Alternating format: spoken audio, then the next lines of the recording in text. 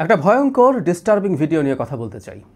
এই বিষয়ে কথা বলা রিস্কি, তারপরও রিস্কি বিষয়ে তো কথা বলি, কাউকে না কাউকে তো বলতে হয়। কেউ কেউ বলছেন, তাদেরকে কৃতজ্ঞতা। আমাদের সবাইকে আসলে কথা বলতে হবে। আদালত প্রাঙ্গণে একটা দুইটা বাউল ধৈরা ধৈরা জবাই কর স্লোগান দিচ্ছেন আইনজীবীরা। ভিডিওটা আমি আমার এই ভিডিওর শেষে যুক্ত করে দেব। আবুল সরকারের সম্ভবত জামিন শুনানি ছিল, সেটা নাকচ হয়েছে। আদালতের কাজ আদালত করবেন, আদালতের পর আমরা রিলাই করব যা তারা ভালো মনে করেন। এমনকি জনাব আবুল সরকার কতটা অপরাধ করেছেন কিনা, তার কী শাস্তি হওয়া উচিত আমাদের পেনাল কোড অনুযায়ী বাংলাদেশে একটা আইনের ব্যবস্থা আছে, একটা প্রচলিত আইন আছে। সেই আইন মতোই অপরাধ নির্ধারিত হবে এবং তার শাস্তি দেওয়া হবে, প্লেন অ্যান্ড সিম্পল। কেউ এর বাইরে কিছু যদি করতে চান, সেই আইন সংশোধনের জন্য আলাপ তুলতে পারেন, অথবা ক্ষমতা দখল করে তাদের মতো করে যে কোনো কিছু করবেন তারা, এটা হতে পারে, তারা করুন। যে কথাটা বলছিলাম, যে আদালত চত্বরে একটা পর্যায়ে আইনজীবীরা তাদের আইনজীবীর পোশাক পরে স্লোগান দিতে শুরু করেন এবং সেখানে রিপিটেডলি একটা দুইটা বাউল ধৈরা জবাই কর, মানে আবুল সরকারকেও না, জবাই সব বাউলকে করা হবে ধরতে পারলেই। এই জবাই করা স্লোগানের বিরুদ্ধে আমরা কথা বলেছিলাম, আমাদের নিশ্চয়ই মনে আছে। আমরা তখনও অজনপ্রিয় হয়েছি যখন একটা দুইটা শিবির ধর, জামাত ধর, রাজাকার ধর ধৈরা জবাই করে স্লোগান দেওয়া হতো। তখন এগুলো তীব্র প্রতিবাদ আমরা করেছি। একটা রাষ্ট্র তার আইনে চলবে, কারো অপরাধ যদি থাকে রাষ্ট্র সেই অপরাধ দেখবে, বিচার চলবে, ন্যায় বিচারের মাধ্যমে নির্ধারিত হবে, এমনকি তার মৃত্যুদণ্ডও হতে পারে। কিন্তু এই স্লোগানগুলো বিভৎস এবং এগুলো প্রত্যেকটাই ফ্যাসিবাদী স্লোগান। সো আমাদের সমাজে এখন অন্য ফর্মে যে ফ্যাসিবাদের উত্থানের কিছু হলেও লক্ষণ দেখা দিচ্ছে, তার একটা প্রমাণ। এবং 8-10 জন রাস্তায় স্লোগান দেন, এটা একেবারেই আলাদা। আবুল সরকারের ওই ঘটনার পর একটা মিছিল থেকে এই ধরনের স্লোগান দেওয়া হয়েছিল, সেটা নিয়ে কথা বলেছি, আপনাদের অনেকের হয়তো চোখে পড়েছে। সেই মিছিল সাধারণ মানুষের এক ধরনের তৌহিদি জনতার একটা ব্যানারে করা।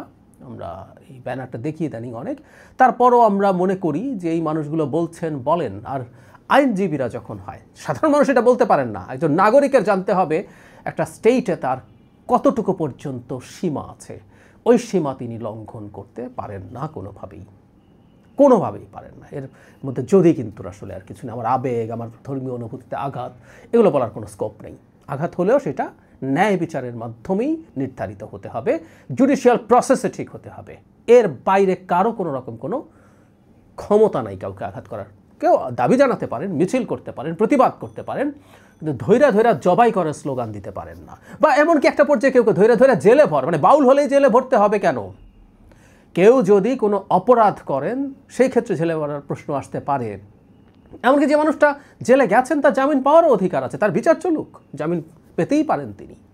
বিচারে যদি তার সাজা হয় তিনি সেই সাজা খাটবেন, এটাই তো নিয়ম।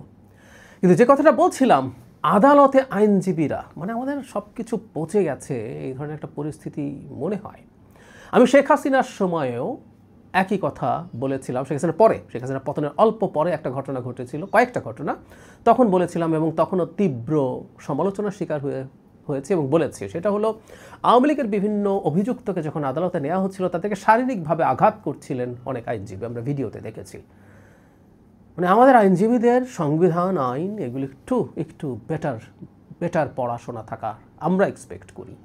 এটা সাধারণ নাগরিকেরই দরকার, আর তাদের কাছ থেকে এক্সপেক্ট করি, কারণ তারা এগুলো নিয়ে কাজ করেন, তারা এগুলো নিয়ে মানুষের পক্ষে বা বিপক্ষে লড়াই করেন, তারা মানুষের গায়ে হাত তুলছেন এবং সগর্বে, ওখানে সামনে ক্যামেরা আছে, তাদের কিছু আসে যায় না, দে ডোন্ট কেয়ার। এই যে এই মিছিলটার কথা বলছি, কিছু আসে যায় না, তারা মনে করছেন এতে কিছু হবে না।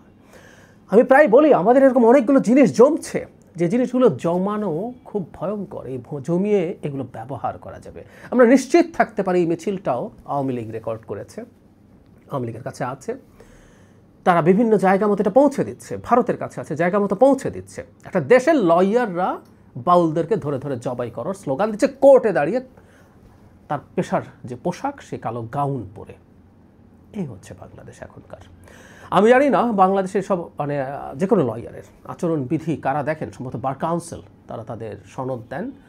বার কাউন্সিল সম্ভবত আমার দাবি উচিত হবে এই জিনিসগুলো তলিয়ে দেখা, নিজ থেকে কেউ অভিযোগ করার দরকার নেই, সুমোটো তারা কাজ করতে পারেন, কারণ তারা এখানে এই সমাজে বাস করেন এবং তাদের কমিউনিটি যা করছে সেটা যখন সেই কমিউনিটির জন্য ক্ষতিকর কোনো কিছু বয়ে আনে, রাষ্ট্রের জন্য ক্ষতিকর কোনো কিছু বয়ে আনে বা সেই ঝুঁকি তৈরি হয়, তাদেরকে অ্যাক্ট করতে হবে।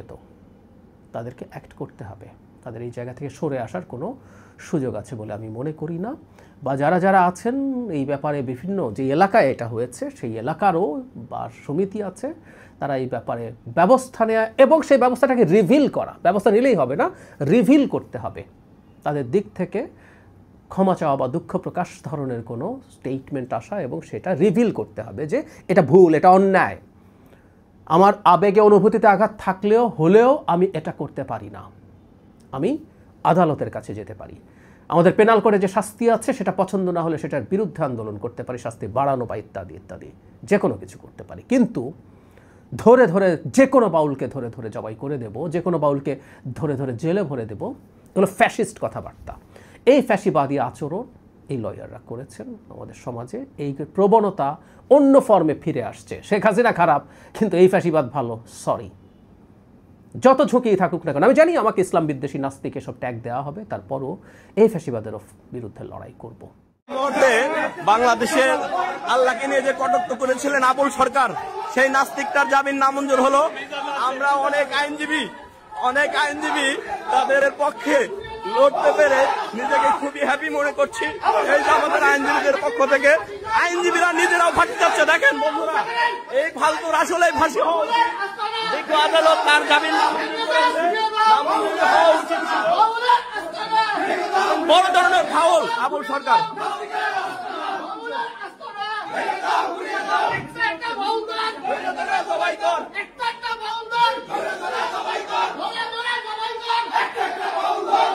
দেখতে পাচ্ছেন বন্ধুরা আপনারা,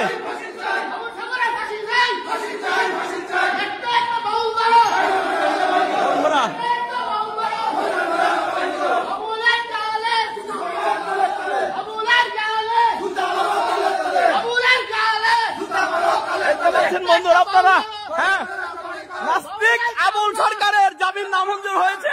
তারই পরিপ্রেক্ষিতে আইনজীবীরা